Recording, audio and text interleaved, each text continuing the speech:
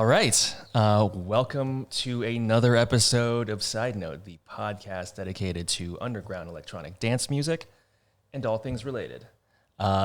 This week, pleasure to introduce you all to techno and tech and house. Like you kind of span the spectrum, right? From what I've seen. Pretty much all forms of house. So, house, techno, extraordinaire, Lavenge. Welcome, dude. Thanks for having me. Yeah, man. Thank you for schlepping over here on Super Bowl Sunday. It's the traffic out there from what I hear. It's really anime Sunday. Yeah. For us, for those of you, there's a sport ball event happening tonight. But for the rest of the city, it's Super Bowl Sunday, and it's, from what I understand, it's pandemonium out there. So thanks for coming.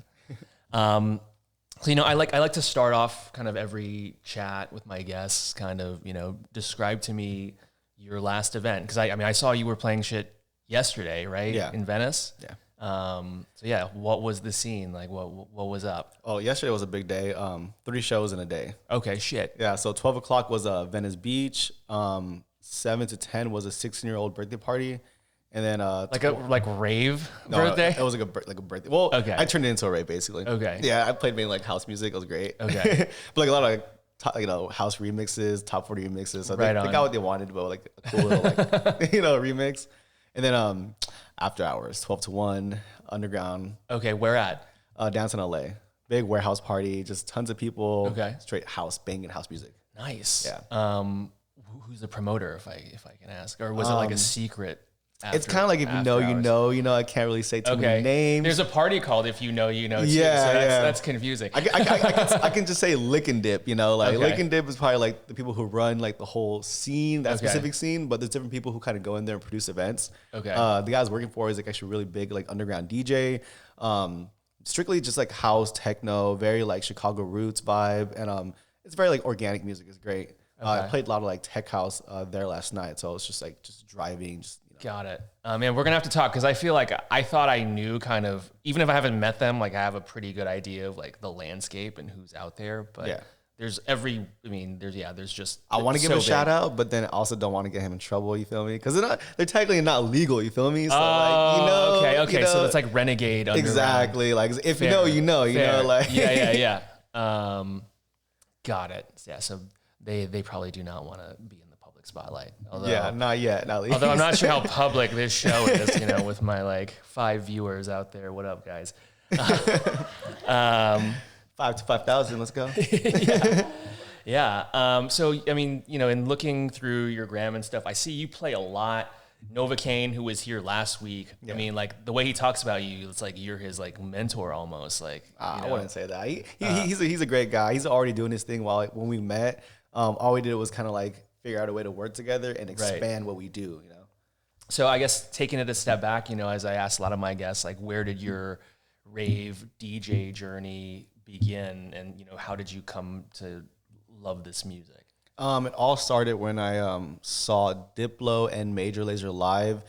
Really, it started at EDC when I first started raving in high school. So in high school, I found like a passport. And so I was like a sophomore going to like 21 older like clubs. Wait, you found someone else's passport? Yeah. Wow. Yeah. Awesome. So like okay. It all started like in high school, sophomore year. Started going to like EDC, Monster Massive, all these big raves. Like it was amazing time. Back when like Plur was like peace, love, unity, respect. It was about the music, about the community, the culture, really just something different. And nowadays, like, there's still a community of it, but it's not as big as it was before. In the past, you'd go to this rave and everybody there, like legit everybody, 9 out of 10 people were like peace, love, unity, candy, passing out like the wrist, the candy bracelets and everything. It was a very happy time, Yeah, man. So that was like how it was when I was introduced to the scene, probably like much longer ago than for you. But, like, do you find that that's not the case now? Because, I hear different things, like a lot of people are like, no, the Plur is still there, stronger than it ever was. And then other people are like, like not so much. I'd say it depends where you go, because there's it's different nowadays because of like the commercial aspect of it. So it's very like commercialized party that do have some Plur in it, and there's also like other parties like Desert Hearts and other events that are like more about the culture. You get me? So like the people there are really about the music, the art, and just like the whole environment. As to like the commercial is about like, oh yeah, the top 10 songs, the top 10 producers, oh like the money, the fame, the image. It's a little the whole commercial scene. You get me? But right now, I feel like it's a perfect mixture of them both. like there's still plur in it, but it's not like the majority of it's plur. You get me? Right. And so, going back to, you're getting into these parties, as a young person, and you're seeing all these shows, you're seeing Diplo and Major Lazer in particular. Yeah. Was like, so yeah, like what happened, or what about that show would like really changed it for you? Just like the music and the vibe and the energy and how they mixed electronic with like what I would listen to. Like I'm like very like 90s kid, System of the Down, Linkin Park, like Biggie, Tupac, Right just on. like old school music, but how they mixed that with electronic music. So like the blending of the two cultures was like, So it's like a new thing, creating a new thing. Out blew of my the whole mind. thing. I was like, wow, this is great. Like all the remixes, the mashups, like just the live DJing, it was just blew my mind. It was great. Awesome. So yeah, so what happens from there? Like, do you immediately go out and like try to find CDJs, or like what is that? What does that Life process look happened, like? man. Like school, work, all that. I've been DJing since I was 15. I couldn't really afford my own setup until I was probably like 18, maybe 19. So I used what I can, or I used my friends' equipment. And then when I was like 19, 20, I was more of like a hip hop DJ, doing like hip hop clubs, underground like MC battles, stuff like that. What really got me into like the house, like the real house scene, was COVID. Not gonna lie. Okay. Like the minute COVID hit, everything shut down. But then the underground opened up. And then the minute I discovered like Social Desert. Oh, so you like, yeah. So basically, like there was no more top 40 clubs or like open format type. It all like events. was gone. It was all underground shit. Yeah. Okay. The underground hip hop, I'm not gonna lie, is very dangerous. Like I did not want to be in that scene.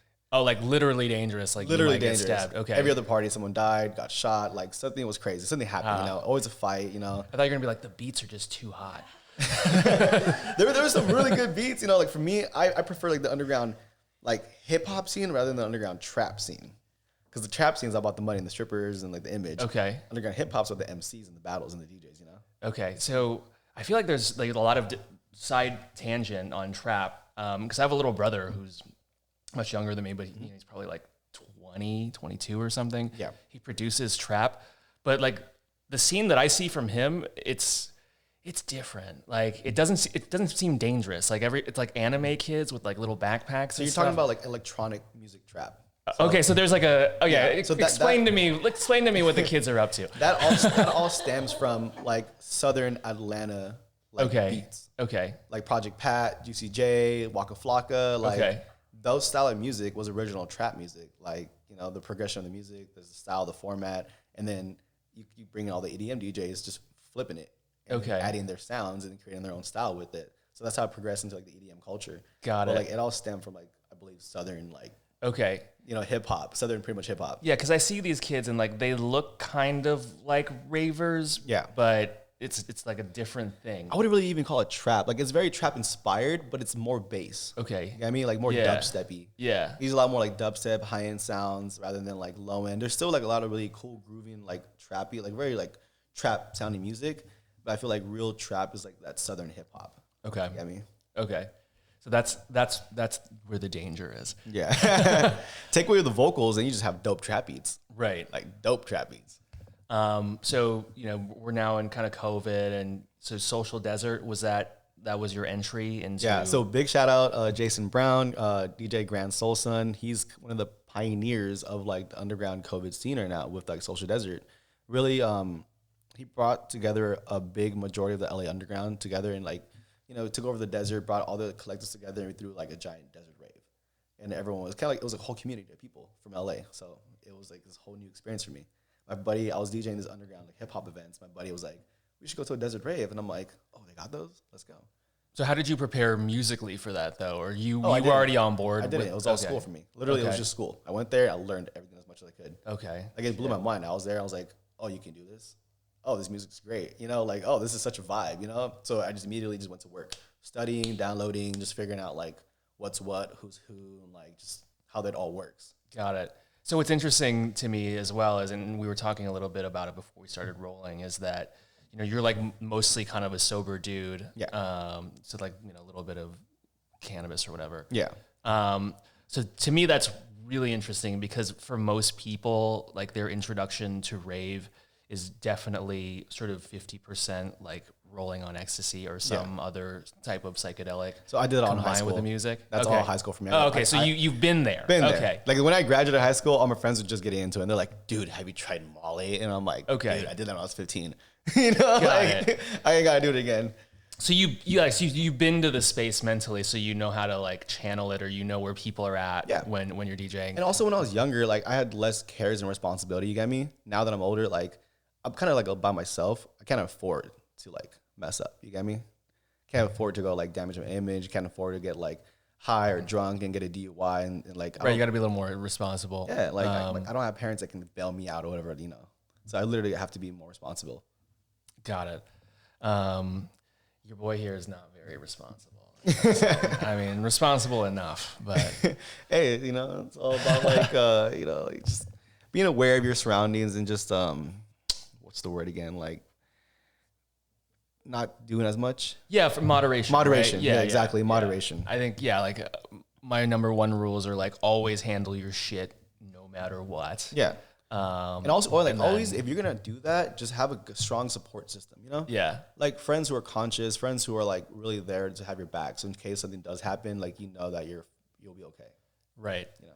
Yeah, it's like growing up, I had like an uncle who, like a younger uncle, who kind of like, he sat me down. He's like, dude, do whatever the fuck you want. Just make sure that like on paper, you know, like you're pulling the grades and you're doing exactly all that. So that when you're doing the other stuff, you can do it with like impunity and be like, what's the problem? Yeah. What's the problem? I'm making $100K a year. Like I have a great life. Right. Yeah. You know? And I've tried to carry that ethos like with me into like my adulthood, which I guess varying degrees of success. Yeah. But and honestly, everyone's different. Some people can actually go and dabble and still live a regular life and like have an image they uphold, you know, while still being that crazy party persona, you know? Yeah. It's like for a lot of us in this scene, everyone is sort of straddling this sort of very fine line because it's very easy like in rave to like lose yourself and just to become like one of those people. I've seen it like a lot. Yeah, like we've all seen it, right? Yeah. It's just like this interesting like tango or like a steady decline, you know? Yeah. Like, you'll see someone and then they're like really bright, energetic, and you're just like, you vibe with them, but then it's every time you start seeing them, you see a little offness. You've seen like declines on people. Interesting. Oh, yeah. Okay. Like steady decline. Sometimes rapid, but steady is like, okay, it's sad when it's sad either way, but you know. Yeah, so it's a dangerous game. Everyone plays. Also in high school, like I've lost a lot of friends. Like, oh shit, really? I'm from Orange County, so it's like okay, big drinking apartment out there. Everyone's drinking and driving. So like, I lost a lot of friends through like just car accidents, drinking and driving, drugs overdosing, stuff like that. So like, I just like for me, I don't want to lose any of my friends. So I just try being that like person who's like, okay, you can rely on this guy, and you can like look. Like you can look up to him, you know, like you don't have to do drugs to have a good time. You get me? Right, 100%. Because I'm out like every night, like not sleeping, not on cocaine, just like maybe a shot of tequila and some Red Bull. And right. I'm up. Let's go. So I think that's the thing for me is like I don't go out that often because when I do, speaking of euphemisms, you know, I like some enhancement. Yeah. So it's like, oh, by virtue of that, like I'm limited in the amount I go out. It's like, oh, I can maybe do once, maybe twice a month if I'm being ambitious. But otherwise, and I feel bad because I'm always getting invites like, oh, you should come to this, you come to that, come to this. And I'm like, yeah, but I don't really want to go unless like, you know, like I get to be in, you know, in the multiverse or whatever. Yeah, so, exactly. But yeah, so that's why I have mad respect for like you and other DJs, basically everyone who's on my show and other people I've met, you know, networking.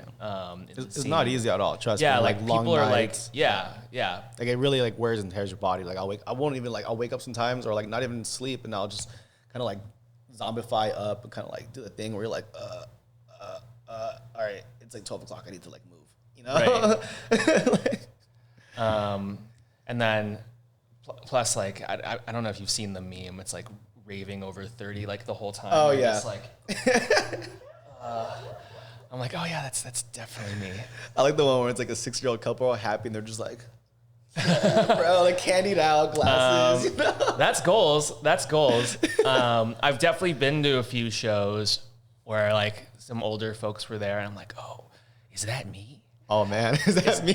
Like that's the ghost of Christmas future. Yeah. Bernie man, dude. And I'm like, yeah, you know, I don't think I'll be mad at that. I definitely don't like. You look a happy guy, you know? Yeah, like I roll with a crew, you know, they're a little older than me. But they're still like kicking, you know, in their 40s and stuff. And we've had the conversation like, so are we going to be doing this like the rest of our lives? Like we throw a party like once a year in the desert. We bring sound, like we all DJ. Yeah. It's a riot. That's awesome. It's like, can this continue, you know, you can into do our it forever, 50s, into our 60s? I guess. We'll see. We'll see. Tune in, folks. Tune in. Episode 650. We're here, guys, in the desert. Yeah. It's hot.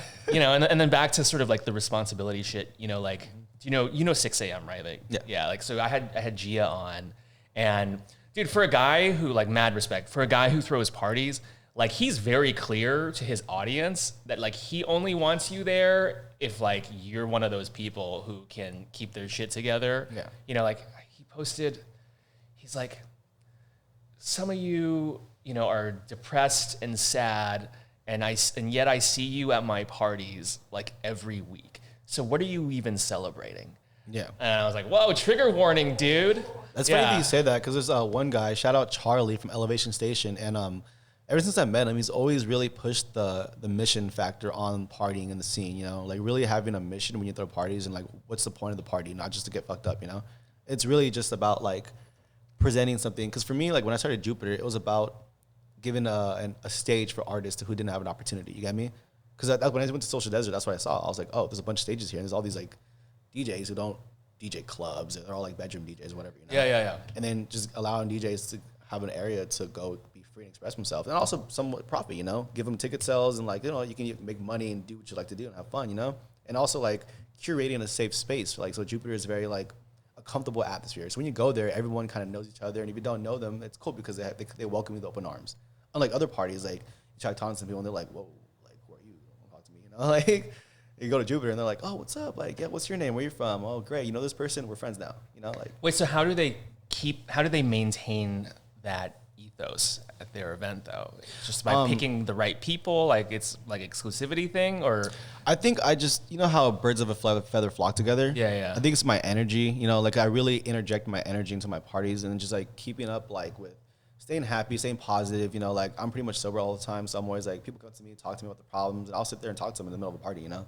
So making sure everyone just feels comfortable, and like if there's any problems, go there and immediately like figure out what's the root of it, how can it be resolved, and making sure that everyone's just like happy, which is an extremely hard job, because imagine you're at a party like 100, 200 people, and like pretty much a relationship balancing and doing like a lot of stuff other than producing, you know, and like live engineering and DJing and X, Y, you know, like all that other stuff. Yeah, man. So, you know, speaking of, so obviously, you know, I've listened to your stuff online, and actually super impressed with kind of the range on your SoundCloud mixes. Also super impressed that kind of you can, like, it's definitely like a mature groove. At least like the stuff that I heard, like it definitely, it sounds like someone who's been around, you know, like in terms of like the progression you're doing, especially on the house stuff. Mm-hmm. So mad props. And then like, are you also engineering, or like you mentioned, and producing and all that stuff? So I have maybe like 200 songs that are like unreleased. Okay. Oh shit. Yeah. Like, so I've been taking, I took producing seriously during COVID. So I'm like, you know what? Why not? You know, before that I was making beats, ghost producing for like artists, stuff like that. Just like fun little things here and there, just actually producing, but like not really like taking it seriously by releasing my music, creating like marketing, branding, all that stuff. Just like making a beat, sending it out, giving away a bunch of free music. Now COVID hit, and it's like, I'm a house DJ. I'm gonna produce house music, and now like I want to profit off it and make it a professional career. So I actually have to market it, brand it, do it myself, and I can't financially like pay like these dope engineers and other people to come make my music for me. Right. I'd rather just do it myself, you know, and learn everything. No ghost producers. No, I'd rather ghost produce for somebody else. Right. I mean, there's money to be had there for sure. And then in terms of like your preferred, you're using Ableton? Yeah, I use Ableton 11. Okay. Yeah, I use Logic for recording vocals, Ableton, Pro Tools if I'm like at some professional studio, because it's just industry standard. You go to Sony studios, wherever you go, they use Ableton. I mean, they use Pro Tools. What's that? I just was thinking of studios. Like, do you do like the Pirate Studios thing? Yes. Okay. Dude, shout out Pirate Studios, $25 sessions. That's amazing. Come on. I still have not been personally. Dude, DJs, you can go practice there for $25. You can go make a banger in the studio there. It's just cheap as hell for an hour. So they have workstations for you to produce as well, in addition to okay. So both Jefferson location and Hollywood location both have studio and studio recording space and mixing space. Okay. Yeah, they have their own CDJs, 2000s, thousands, all that. It's great. Got it. Dude, they're like taking over because they're in like the UK and shit too. They're really like for the people, which is great, you know? Yeah. A lot of the studios are like upsell you a lot on like things you don't really need. All you really need is like a comfortable room and what's the word? A correct sounding room. I forgot the word. A treated room. Sorry, you just need a treated room and like the right environment. That's it. Wait, so could you like theoretically just bring 3 or 4 of your friends and rent the room out for 12 hours and kind of like have your own rave in there? I wouldn't say a rave because there are cameras in there, so you can't go in there and just like do the things you would do at a rave. But you could technically go in there and party because we've had multiple people come into our sessions for DJing, and it was pretty much drink in there. Yeah. Okay. Yeah. So Pirate Studios, they're pretty like I said, for the people, they're pretty easygoing. So long as you're not like damaging the equipment and like just doing like anything crazy, you know, then you're fine.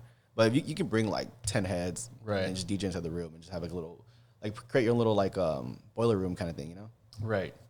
Yeah, and then taking it back to this idea, you know, like so many people that I've had on the show, you know, COVID was kind of the catalyst for their sort of creative birth. Yeah. I've talked about on here before. It was for me as well. So just very interesting that, you know, that's the case. And I feel like looking back on this time, even though obviously it's been fucked up, you know, it's been as fucked up as it's been good.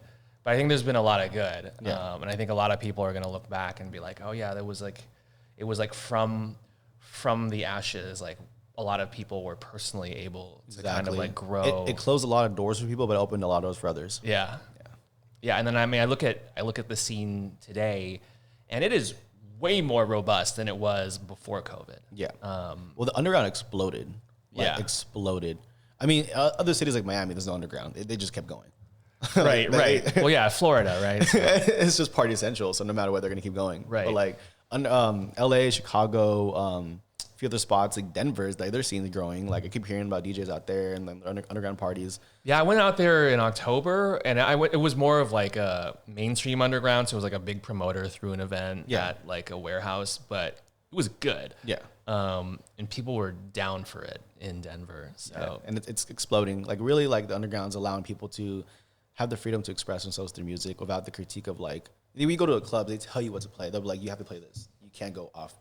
Right. And then we're gonna pay you this much, and then like you gotta look this way, and you gotta like go. They tell you how to look too. Yeah, I mean I DJ for like Bootsy Bellows and Yamashiro. Oh, like, okay, yeah, you know, like those fancy ones. So it's dress code, like it's fashion dress code. So you gotta look good. You know, that's why I got my little top hat on and like you know, you gotta look the part. Oh, dude, so you've done the Bootsy Bellows. I've never even been there. Like, I'll be there this Tuesday. That shit's too fancy for me. It's fun. It's honestly it's fun to a certain extent, just because it's like. It's different, you know, like I bring in my underground vibe to a commercial scene and it just turns up. It's crazy because I do lots of live mashups and everything. So you'll hear like your top 40 songs, but then you'll hear like an underground banger. And you're just like, what is this? You know, like having that fusion of commercial and underground is like really fun. But also like that scene is just really something to experience. So you actually understand like, okay, this is how Hollywood operates, you know? Right. Hollywood. It's weird. Like, you know, no one really talks about like Hollywood as a thing as much anymore. And I've talked about it on the show as well. Like it used to be in LA, like everything was revolved around Hollywood. And there's like all these gatekeepers that like everyone wants to like suck up to so they can like get into the industry. Thank you, COVID, because they lost all their jobs. Yeah. And also like, thank you, like internet, right? Right, like, you're not relying on Hollywood anymore to like we'll let you have a show. Like, yeah, I know, it was horrible, man. It was all about like inner circles, and they were guarded. Like, you weren't allowed in there unless you like had a lot of money and an image, you know. Yeah, and I mean that still exists, you know, especially like if you want to be a actor in like movies that cost like $100 million and up to make or whatever. But even at the like down in just like the event spectrum, right? Like I feel like that world has like less pull. Yeah. It's like, it's not like, this is where the A-listers come to party. The underground, man. Yeah. You feel me? Like, the underground, you go to a warehouse in Hollywood. Oh, not Hollywood, excuse me. Like, downtown LA, they have anywhere from, like, 3 to, like, 600 people. You get me? And, like, it's all, like, locals. You know, like, USC kids, UCLA, like, random party goers. But, like, they'd rather go to an LA underground, spend, like, $15 to $20 than go to a $34 club that has to end at 2 a.m., you know? Right. And half the time they get in there, like, at 12 or 1. So they're spending $30 just for an hour. Okay. You know? So question now that I think of it, and one that I try to ask all of my guests but always forget to. Tell me about your DJ name and like where that came from. So DJ Lavenge stemmed from love and revenge. And it's funny because like I was in a group of DJs in high school, and we didn't have like a party crew name or anything, but like my boy was Le Prost. He's like Le Prostitute. You feel me? So like his name's Le Prost. My other friend Jerry, me and him were just fresh into the scene, and we were already DJing, but we didn't have names. And well, my name was technically Manny A, but there's this other guy named Rowdy A. He was a bigger DJ in the IE, and he was doing his own thing, like big, like underground, like hip hop top 40 events, and he was really good, like a really cool guy and everything. But he ended up passing away, drunk driving, and to give him more respect and more like an ode to him, like I took away my name. I'm like, I don't want to be Manny A and reminding people of Rowdy A. You feel me? Like yeah. So I wanted to rebrand, and then I wanted something that kind of like encompasses what I like, which is also like I played really like dark, heavy music, dubstep, drum and bass, UK experimental, and then got into like the happier, more like trance, side trance, like progressive house, like more EDM. So I played like both dark and happy music. So love, revenge, you got me? And I wasn't gonna be like hate, you know, like I don't want to promote hate, you feel me? Like my goal as a DJ is to get people out of their hate or negative space and pull them into a space of like positivity, love, you feel me? So you go to my parties, like say you go there sad, you go there depressed, whatever, the music is literally gonna pick you up and put you in this safe space. Right. And that's the whole idea. Yeah, man. I mean, like, I think DJing in general, there's this book called Last Night a DJ Saved My Life. And I got to read that. I heard about that. Yeah, man. Times. Basically, like, the main gist of it is that the DJ has existed for all of history. But back in the day, it was like the shaman with like the drum. Yep. And there was fire. Yep. It's a whole ritual, you know? Yeah, there was a whole ritual. But that was basically a rave. Back, you know, if you were a caveman or, you know, early man, that was a rave. So we still do that shit. Yeah. We still have it. And, you know, not to like, you know, make DJing out to be more pretentious than it is, even though I can do that. Like I can do that all day. I can make DJ sound super pretentious. But I do feel that there is like some truth to like the idea of the DJ as like a shaman who's like facilitating a positive, like spiritual experience. Yeah. We're music guides, you know? We're here to tell a story and guide you through this evolution of music, you know? Because every day music's evolving. Every day is becoming different. And it's a journey, you know? And we're all on it. Right. You know, sound, frequency is all like, we're all part of it and we all vibrate together. So it's like how to like match your frequency or how to bring you a frequency that enhances yours, you feel me? Right. I feel you on the vibration, man. I mean, I think yeah, dude. That's one thing I've noticed post-COVID too, is like so many more people are kind of into or open into like more of like kind of that spirituality stuff. Like the hippie new age shit. Yeah. But it also separates like real musicians and artists from like the bland image DJs, you know? Yeah, who are just trying to get something, right? Yeah. It's like this concept of like, are you just trying to take as an artist? Like you're just doing this for your fame or for your money. You're taking rather than giving. Yeah. You feel me? Yeah. Like I want your money, I want this, I want your like I want you to like give me an image basically. Yeah. And right? I don't think there's anything wrong with like cash and prizes. Like we all have to like, you know, provide for ourselves. Exactly. But it needs to be a balance of like what do you want to give and like what do you want to provide to people. And it's not easy balancing art and business, you know, because there's a fine line between it. You know, like sometimes like, you know how that there is a term called starving artist for a reason, you know, like because art comes from like the emotion, you know, like how you feel, and the best art comes when you're sad. Yes. That being said, I feel like a lot of artists in the scene today are also like you know, come from money, have the privilege of not having to worry about money, so that they can focus entirely on their art. Yeah. I've seen both. I've definitely seen like the full spectrum, but I will say that like way more than I expected to see. I see a lot of kind of like the, you know, like I either have a trust fund or like my parents have a lot of money. And that's cool. That's more power to you, like in my opinion. Like, okay, you're leveraging sort of the economic privilege that you have to actually like try to create value for other people. Even some people who are privileged have their own life situations they're going through, you know, maybe lost a relative, friend or family, whatever. So yeah, like nobody's like has a perfect life. Exactly. You know, even no matter how much money you have, you can still be depressed. Right. And it can still show in your music and people can still connect to that. 100%. But yeah, I guess it just sort of, in terms of the idea of like the starving artist, I'm like, oh, well, I know a lot of artists who maybe aren't starving, but they're still working hard and like making things happen. So. Yeah, more power to you. If you got the money for it, get it Yeah, done, yeah. But don't do it just because somebody else is doing it. You get me? 100%. Do it because you like it. Because genuinely, like when someone's enjoying their time on stage, you feel it. You connect with that. You're like, you have a good time with them, You're like, oh, they're having a great time. I'm here with them. We're all together. And it's really like interactive rather than like you're up there and you're working and you're like, and like you feel the energy. You're just like, okay, this guy's not even looking at me. So, as like an artist, like, do you feel like it's taken time to find your sound, or did you feel like you knew what you wanted your sound to be from the get-go? As an open format DJ, I feel like I would never truly have a sound. Right now, do you consider yourself open format? Yeah, I play everything. Okay. Like reggaeton, hip hop, cumbia. Like, okay. I'm half Mexican, half African. So like I play like, quinceañeras. Like I can play reggaeton, cumbia, salsa, bachata, all that stuff. I've played for like Egyptian parties, a lot of like Armenian, Russian, stuff like that. Okay. Yeah.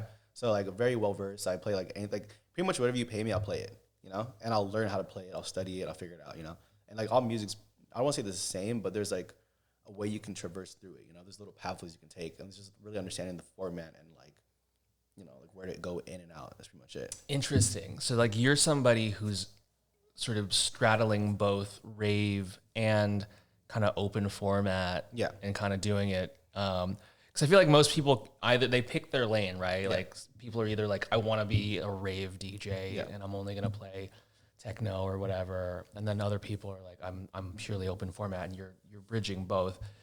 Are there any like challenges involved in that? Like, not anymore, but at first there was. When I first entered the COVID scene, no one would book me because I played a lot of like trap and hip hop during my sets, and people were like, you have to play house, and you got to pick something. Either you're gonna play bass, you're gonna play house, you're gonna play this, and I'm like, I can play whatever I want.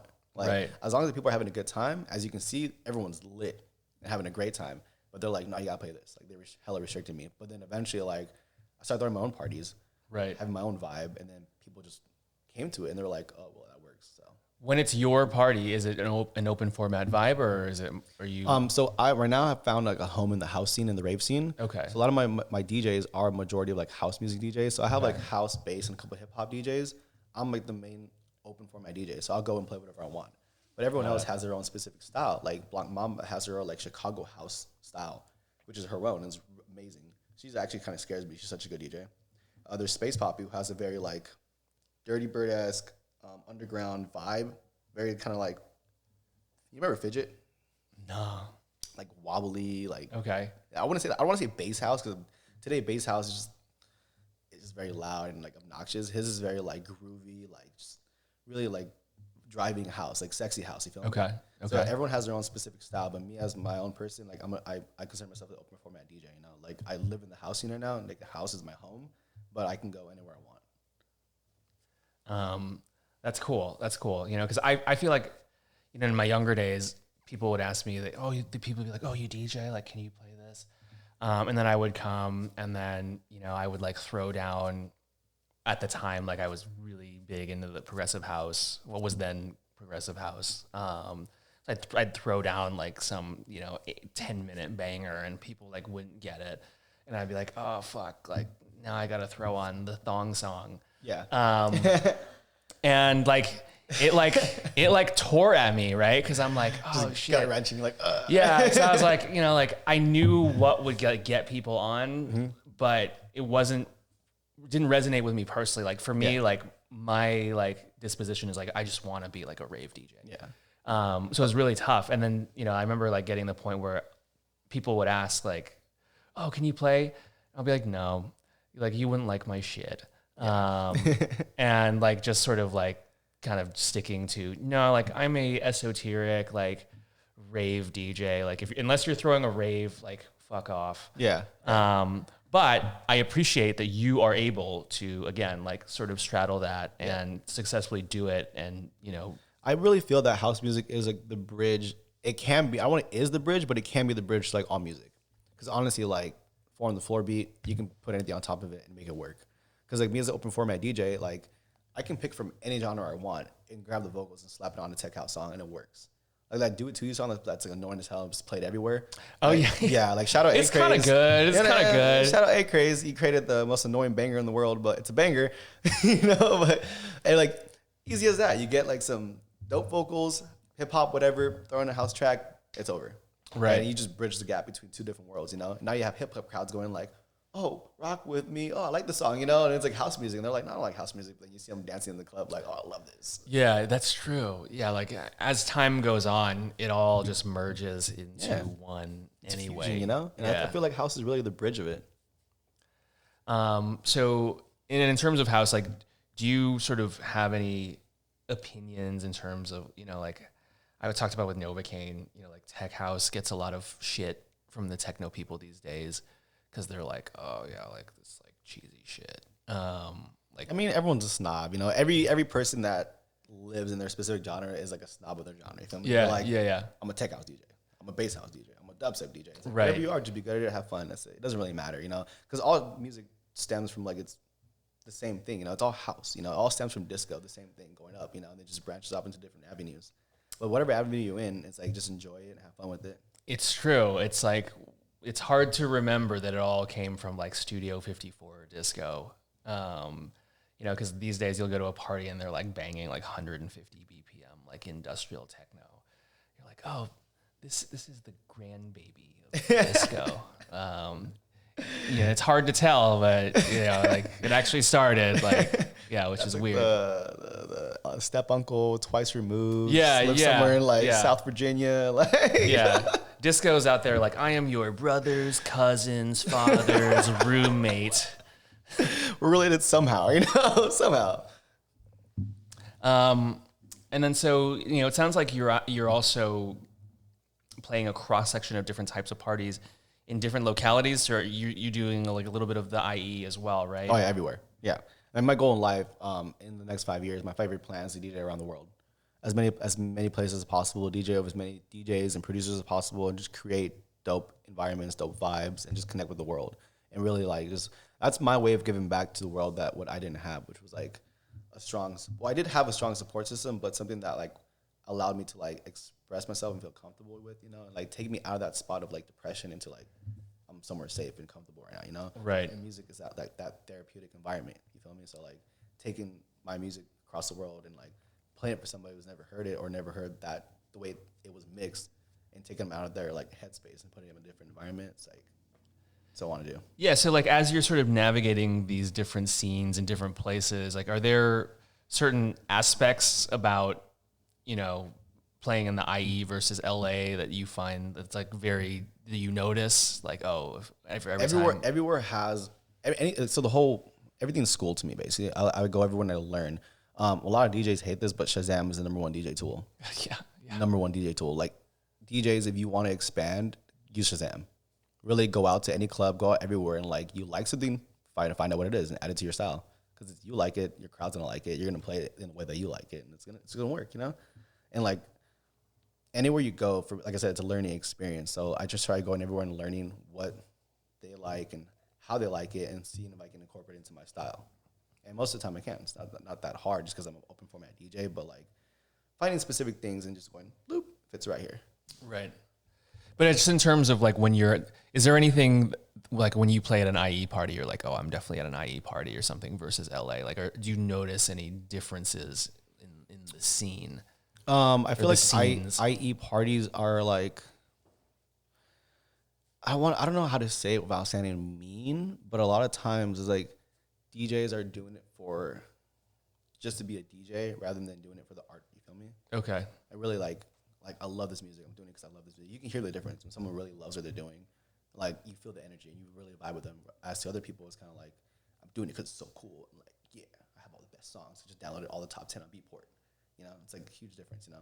Interesting, because you would think that about LA, because you would think at first blush, right? Like, oh, the people in LA, they're all the ones who want to be influencers and shit. Yeah. But I mean, you're kind of reiterating what Novocaine said when he came on, you know, which was that. Well, here's the thing about LA. LA is huge and is like the entertainment capital. So there's a lot more artists out here. You get me? A lot more artists. So right. that's the only reason why there's like a lot People more who like want to be who artists. genuinely like the art and are artists. You get me? There's a huge majority out here just because it's a place to go to like network and meet people and just go up the ladder. You know, that's the only difference. If IE was the entertainment capital, then it'd be reversed. Right. Yeah, and it's just like population size, etc. Okay, but that's interesting to hear. That yeah, I guess in a smaller ecosystem, there may be kind of a greater presence of just like, oh, I'm trying to be cool. Yeah, but and like industry wise, like I said, like out here it's like the music industry. The IE, it's like everyone leaves. Like I left Orange County to go be in LA for the music industry. You get me? Right. Yeah. So yeah, you mean you're talking about like your 5-year plan and like, you know, eventually touring and stuff. Like what would that look like to you? Like is like sort of Diplo and Major Lazer kind of like who you would hold up as like, oh, this is the role model. This is like the model that I would like to follow. Or is there someone else? Honestly, the one person I used to follow religiously was DJ AM, you know, R.I.P. Oh shit. Okay. Yeah, like amazing person. It's great, amazing DJ, and like played what he wanted and made it work. You know what I mean? Like go to a club. He's definitely like an open format dude. Yeah, sure. like, yeah. Just made everything work. But today, like it's really there's so many really good artists, and like it's really hard to say like who's my role model. I just like there's a lot of people who are my role models. Like I really like the Fool's Gold record DJs, like A-Track, Craze, all them. They're like DJs. You get me? Like I'm a DJ at heart, so like I really vibe with DJs specifically, you know. But there's just so much like good art and good people to look up to. But my 5-year plan it's already started. Like I've DJed in Dominican Republic, just a bunch of cool places, and sorry, I kind of like lost track right now. No, and so question on that, like what does it look like for you in terms of getting gigs? Like do you work with a manager or anything, or is it mainly your like networking? mainly me, you know. Okay. So like my whole life's just been about like just spark after spark, connecting the dots. Like luckily, like I'm very like sociable, so I talk to a lot of people, and like I know a lot of people who I didn't know who had that kind of like pull.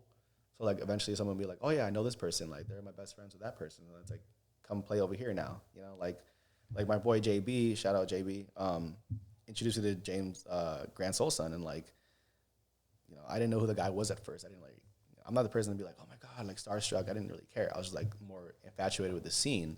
And then like that stemmed off into like me DJing on the scene, and then like becoming like who I am now, you know? Right. I just keep meeting people who allow me to open other doors. Got it. So it's like very strong on the networking, which makes sense. Yeah, like it's all about networking. Like it really is about who you know, but it's also about like how much you put yourself out there. And it does consist of like long nights and lots of like relationship building and learning who and who not to work with, and not just not to work with, but how to work around them. You got me? Because there's some people you have to get through no matter what. So it's having to like be on their good side and kind of like going around them. You got me? Yeah. It's interesting because, you know, like it seems like your insight into kind of the value of networking and relationship management and all of that is like very well refined. Whereas like, I feel like when I was young and like trying to DJ and stuff, none of that was even on my radar. I didn't even know like that's what you're supposed to do. Right. It was like, oh, I'm just going to like, you know, to date myself, like burn a bunch of CDs of my mix and then let's just go out and like try to hand them out to people and like hope that they'll like email me back or something. Yeah. Without ever sort of realizing that like, oh no, dude, like you gotta like focus on like the people aspect. And that's extremely important. Yeah. And some of that's like for me personally, like kind of like it's like the Asian upbringing where it's like, oh, you just do good in school and like you do all the stuff, things will like happen for you, which is true to some extent. Yeah.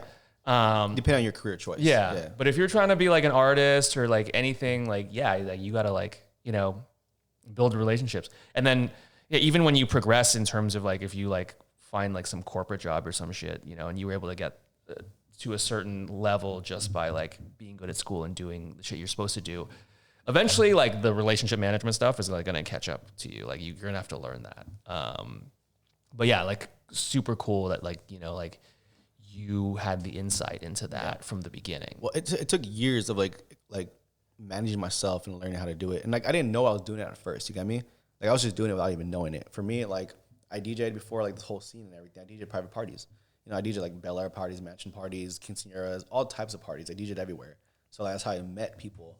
And I DJ'd for people who I didn't know were like had connections to these doors, you know. So like that's how I got into like Bel Air. That's how I got into like Hollywood Hills and stuff like that, and met like a bunch of cool people and done all these crazy things. But like just like being able to be a DJ and being like, yeah, I'll bring my 2 speakers and I'll play music for you, whatever you want. Taking requests. It took me like 10 years of taking requests to be able to be like, yeah, I'm open for my DJ. I can look at a crowd and play what they want. You know, that's like, it's not that easy. You know, it's not easy. Right. So I guess like pivot a little bit in terms of like, let's talk about hardware. You know, because I feel like most open format DJs are like Serato based. Is that you? Yeah, I'm not Serato based. I'm CDJs now. Okay, so pure CDJ. Now, Okay. now like I'm a home in the house scene, and if I step out of it, like I have like my RX, my XDJ, I can just plug in a USB or connect it to a laptop, which is cool. Right. Because the XDJ allows that. Like you can still be a laptop DJ or a Right. USB DJ. So I have the best of both worlds. Right. Okay. Yeah, because I feel like I remember like I played on Tractor for a lot. I use Tractor S4. Yeah. I'm a Tractor guy. Yeah. Yeah, Tractor Bros. And then I would see people on like Serato be like, as a techno guy, like playing on Tractor. I'm like, why are you playing on Serato? Yeah, so Serato is more for like, it's more for DJs. It's DJ friendly. You got me? So Right, Tractor goes into the whole DJ producer realm because it allows producers to be more like, it allows producers to become DJs. Yeah. You got me? Yeah, so Serato's more like, okay, you got turntables and like you can just be a DJ and just be a DJ. You know, you don't really produce on Serato. You got me? Unless you're doing like live mashups, but like Right. Tractor, you know, the MPDs, even like what was that? No, I think it's mainly Tractor. I think Tractor's the number one like producer like DJ gear because it has everything you need as a producer or a DJ. You know.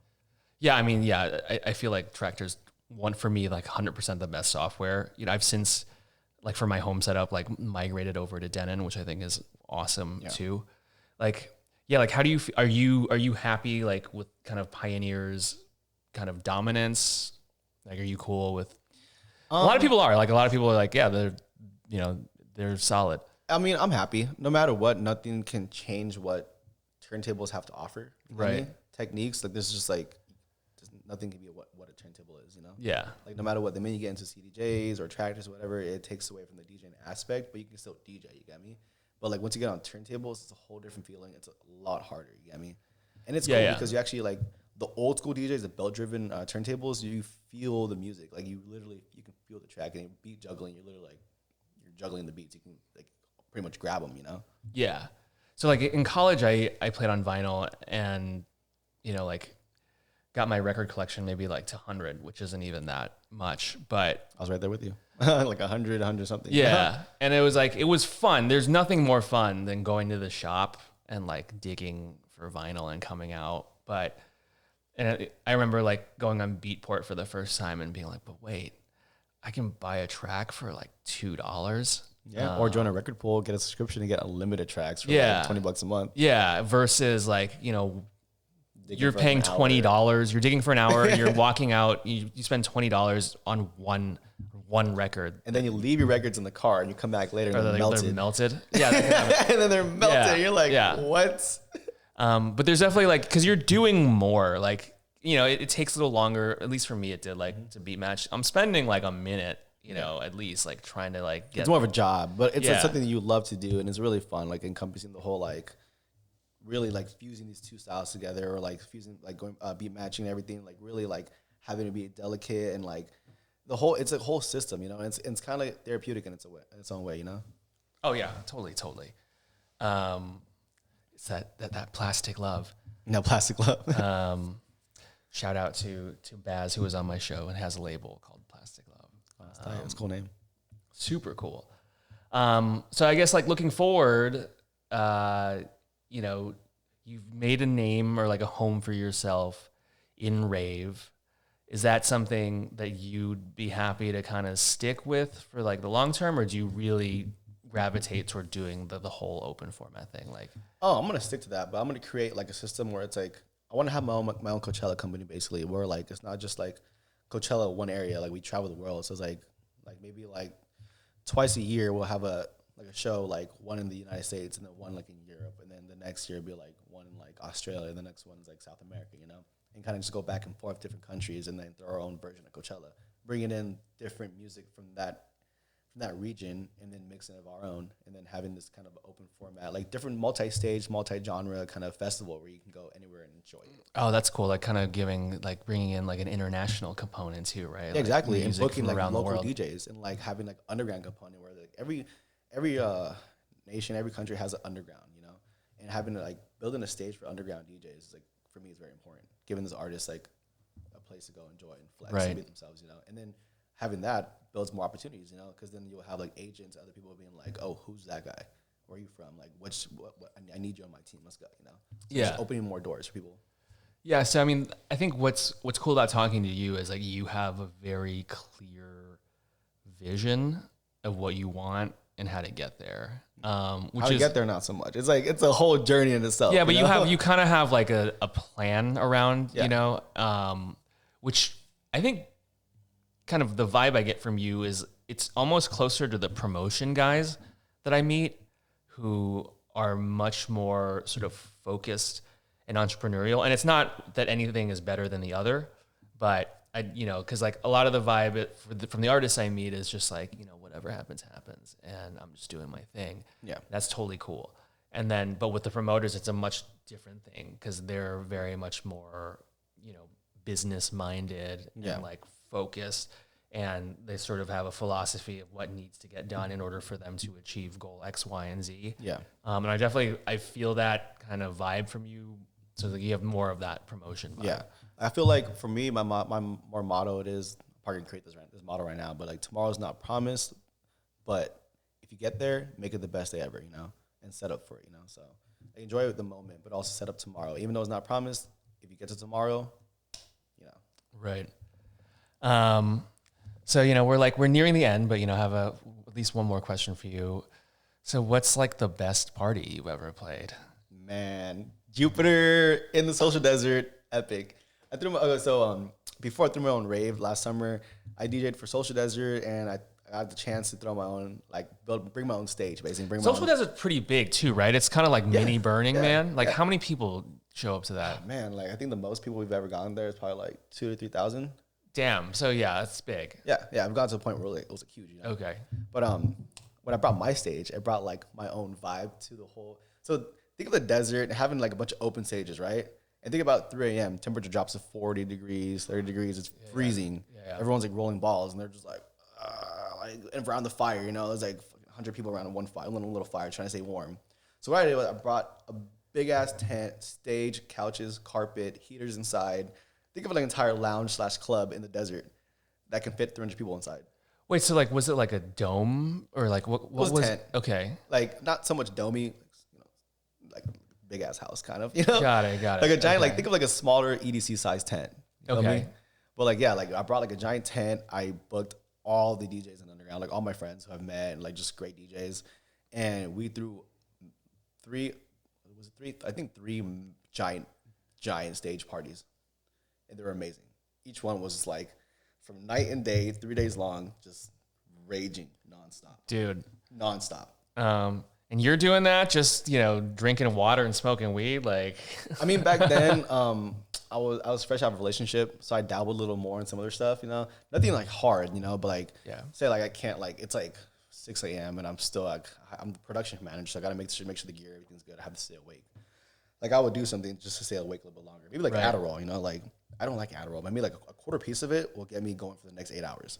Like that's just me. I'm naturally energetic, so like I don't really need much. Right. So like one little piece of Adderall, let's go. Like we're there. Yeah, see, like you're one of those productive bros. Like I like to take Adderall and just be focused and get shit done. Yeah. Without the Adderall, I do it like so. For me, I'm a functioning stoner. I could smoke and get everything done. Right. Yeah. So yeah, like in terms of you're talking about throwing this stage. So like you were responsible, like you promoted the entire. Yeah, I did everything myself. Yeah, I mean, I can't say myself because I had like a small team backing me up. But you're like the director. Yeah. Or Production the producer. manager, Yeah, engineer, promoter, booking, everything I did it myself. The way I see it, I go into every party and I see like the good and the bad. What's good, what works, what doesn't. So when I throw a party, it's like, okay, cool. Get all those aspects and I make sure like I fill them out. I have my checklist and I'm like, okay, cool. Like sound, lighting, environment, DJs, everything. So checked off. So people go in there, it's like, holy shit, it's dope. You know, because like if I like it, you're gonna like it because I know what I like, and I'm very picky. I'm very like over analytical. I care about sound. Like, why? Say if you're a producer and a DJ and you have great music, why go to an event that has shitty system? It's just gonna like degrade your music. You know, Right. It's gonna damage the experience. I mean, sound is everything. Like Yeah. that's the cornerstone. Yeah, it's important, extremely important. You know, especially as DJs and producers, what we do. You know, so like having like a bad system creates a bad experience. You know, having a bad environment creates a bad experience. When people leave, I want them talking about the good. You know, Right. not bad at all. If it's bad, something that either they created or like that's personal. You know, I want my experience to take you out of that realm and put you in a happy realm. Yeah, man. That's super impressive. Do you know Colin Rodriguez? Maybe. No, he was on my show. He's a sound guy. He's the only rep in Southern California for this company out of the UK called Traction Sound. I've heard of that. So if you hire him, you'll get the Traction Sound rig. Oof. But it's like legit. I went to go check it out maybe like a month ago, and it's like a really good setup. So if you're doing that again, you should talk to Yeah, I'll my definitely boy check it Colin. out. I got boys from Big Boss, Kraken, just different like productions, but like I'm not there yet financially where I can go spend $10K on like EDC sound. You get me? Right. If I could, I would. Then I'll bring you this EDC experience. You know, Right. But we'll get there eventually. You know. Right now, I've just been taking time off to focus on like the brand, the DJing, the music. This past year, like the end of 2021, I've just been focused on producing my own music, and like now I'm in the process of just engineering it and finishing it. Gotcha. Well, awesome, man. You know, we're coming up on time, but so this episode will air next Wednesday. So I mean, this coming Wednesday. So is there anything hear you that? want to? You Is hear there that, anything you want to Lavengers? plug for the coming weeks? Honestly, just everybody in the underground, you know, like Polar Night, Electric Jungle, Tech Me Out, Lick and Dip, you know, everybody in the underground working hard, creating the vibe, culture curating. We're all culture curators. I want to just shout out everybody that's working hard to create a vibe and create a space for everyone to just be themselves, be an artist, and just like give you what we all want, which is good music. Yeah, man. I guess I'll just throw in. Don't forget to like and subscribe to Side Note. Lavengers, you better subscribe. I'm watching y'all. Oh yeah. If you didn't know, my whole crowd, they're called Lavengers. Okay, dude. So you have like a crowd. Yeah, the Lavengers, you know? Dude. So you better assemble, yo. Yo, let's go. Yeah, Lavengers assemble. Cool. Well, thanks again, man. Really appreciate you making the time appreciate you for having on me. Sport Ball Sunday here. Anime Sunday. We'll see y'all next week.